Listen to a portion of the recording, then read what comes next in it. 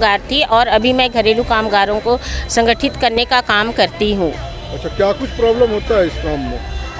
घरेलू कामगारों की अगर हम बात करें तो हम अगर अपनी दृष्टि एक घरेलू कामगार हम अपनी दृष्टि से ये मानते हैं कि घरेलू कामगार जब दूसरों के घर में काम करने जाती है तभी उस घर का अफसर सरकारी कार्य में या दफ्तर पे जा पाता है। तो हमारा ये मानना है कि एक घरेलू कामगार का अप्रत्यक्ष रूप से सरकार को आर्थिक रूप से मजबूत करने में अपना योगदान देती है। इतना महत्वपूर्ण योगदान देने के बावजूद आज घरेलू कामगारों को नियोक्ता द्वारा कम वेतन दिया जाता है, उन्हें साप्ताहिक छुट्टी भी नहीं दी जाती है और उनके साथ कार्यस्थल पर यौन शोषण जैसे हिंसा होने पर भी उन पर सरकार कार्रवाई नहीं करती है। आज झारखंड में या पूरे देश में एक घरेलू कामगार के लिए या मानवाधिकार कानून हो या फिर महिला हरासमेंट एक्ट हो, ये तमाम एक्ट होने के बावजूद भी एक घरेलू कामगार का एक काम और मालिक का जो रिश्ता होता है उस बीच में एक वर्कर जब किसी घर में काम करने जाती है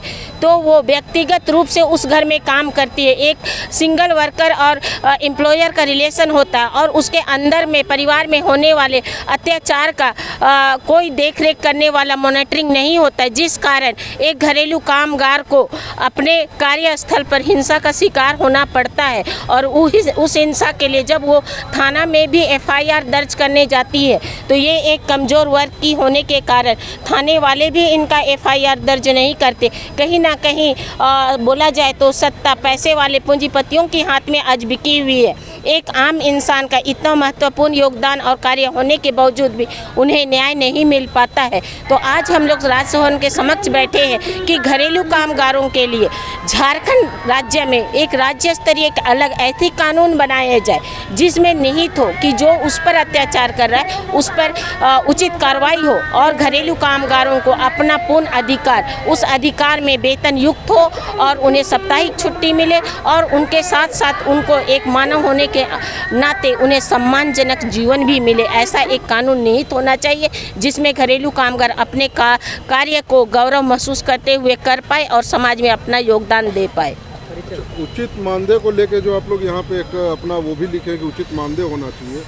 तो आपके हिसाब से क्या कुछ होना चाहिए आप लोगों की सैलरी? आज अगर न्यूनतम मजदूरी कानून के अनुसार देखा जाए तो अलग श्रमिकों के लिए जिस तरीके से मतलब कुशल अकुशल ऐसे बांटा हुआ है श्रमिक कैटेगरी, तो उसमें 300 कुछ रुपया है। तो घरेलू कामगारों को भी कार्य के हिसाब से प्रति घंटे के हिसाब से नहीं, कार्य के हिसाब से उनका मानदेय तय होना चाहिए। श्रम विभाग द्वारा घरेलू कामगारों को न्यूनतम मजदूरी में शामिल किया गया है, लेकिन आज भी उनको कार्य के हिसाब से पैसा नहीं मिलता है क्योंकि इनका काम अलग कैटेगरी के काम से अलग है। क्योंकि अगर हम घंटे के हिसाब से काम देखते हैं तो कोई महिला 1 घंटा में बहुत जल्दी काम करके बहुत सारा काम करती है, कोई महिला धीरे काम करती है। तो झाड़ू लगाने का कितने स्क्वायर फीट में झाड़ू लगा रहे हैं, उसका कितने लोगों का कपड़ा धो रहे हैं, कितने लोगों का बर्तन धो रहे, कितने लोगों का खाना बना रहे, इस हिसाब से उनकी न्यूनतम मजदूरी तय होनी चाहिए जिससे वे अपनी मजदूरी पाकर अपना जीवन यापन सही से कर सकें। एक अलग कानून की भी आप लोग मांग कर रहे हैं, वो क्या है, उसमें क्या आप लोगों को प्रावधान चाहिए? देखिए, आज पूरा भारत देश जानता है 2010 में जेनेवा में एक सम्मेलन हुआ था जिसमें ILO कन्वेंशन 189 को बनाया गया था, जिसमें भारत सरकार ने 2010 में तो अपनी सहमति नहीं जताई थी, पर 2011 में हस्ताक्षर युक्त सहमति जताई जिसमें साफ साफ लिखा है कि घरेलू कामगार को उसका मानदेय क्या होना चाहिए, उनके रहने का क्या परिवेश होना है। ये तमाम चीज़ उसमें उपस्थित होने के बावजूद भारत सरकार 2011 में अपनी हस्ताक्षर युक्त सहमति देने के बावजूद भी आज वो भारत देश में लागू नहीं कर पाई है। इसलिए हम लोग ये जानते हैं कि झारखंड सरकार जानती है और हम ये भी जानते हैं कि झारखंड हमारी क्षेत्रीय पार्टी की सरकार है और झारखंड से ही जितने भी श्रमिक होते हैं, घरेलू कामगार होते हैं, वो देश विदेशों में काम करने जाते हैं, उनके साथ आए दिन शोषण होते रहता। अगर हम देश विदेशों की बात छोड़ दें, अपने ही रांची जिला में आप लोग जानते हैं सीमा पात्रा का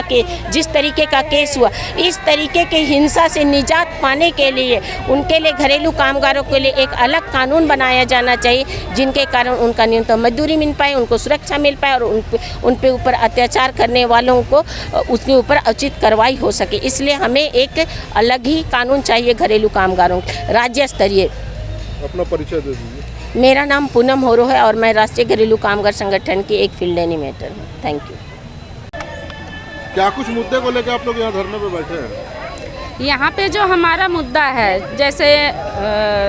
महीने में 4 छुट्टी, सामान्य एक न्यूनतम वेतन जो हमारे लिए होना चाहिए, कहीं हमारे लिए न्यूनतम वेतन फिक्स नहीं है। सरकार हमें कामगार माने, कामगार का दर्जा मिले, काम जहाँ करते हैं हम कार्यस्थल पे हमारी सुरक्षा हो, ऐसा कुछ सरकार व्यवस्था करे। जो राज्य सरकार से वो हम लोग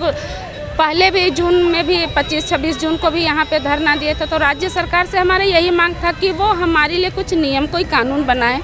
और वो कानून ऐसा लागू करे कि जिसके हम काम करते हैं, यानी जो हमारे नियोक्ता होते हैं वो यदि हम पे शोषण करते हैं तो उनको भी नियम का उल्लंघन करने पे दंडित किया जाए। अभी जैसे बीच में हमारे यहाँ यहीं का बात है जो सुनीता खाखा बहन के साथ हुआ, यदि हमारे लिए कोई नियम और कानून बनता तो हमारे साथ ऐसा नहीं होता। आज भी देखिए कहीं पे कोई बहन 1000 रुपया में काम कर रही है तो कोई 2000 में,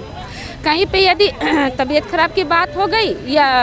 वेतन बढ़ाने की बात हो गई तो सीधे उनको काम से हटा दिया जाता, कोई ना कोई बहाना करके वो हटा दिया जाता है। ठीक है, आज जो संगठन से बहन जुड़ रही है, जिनको जानकारी हो रहा, तो वो तो ठीक है कि हाँ एकता में वो दिखा रही है कि नहीं उस बहन को हटाया गया तो हम नहीं जाएंगे, पर हमारा ऐसा मजबूरी है कि हम 1000 रुपया के लिए कहीं पे भी काम करते हैं।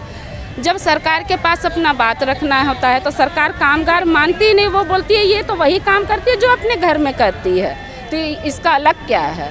एक माली को कामगार का दर्जा मिलता है, ड्राइवर को कामगार का दर्जा मिलता है, जो हम खाना बनाने वाली, झाड़ू पोछा करने वाली, कपड़े धोने वाली, केयर टेकर जो बच्चों का बड़ों का करते हैं, उनको कामगार नहीं मानती सरकार। तो राज्य सरकार से कम हमारे लिए ये सोचे, वो केंद्र सरकार तो आज तक नहीं सोची।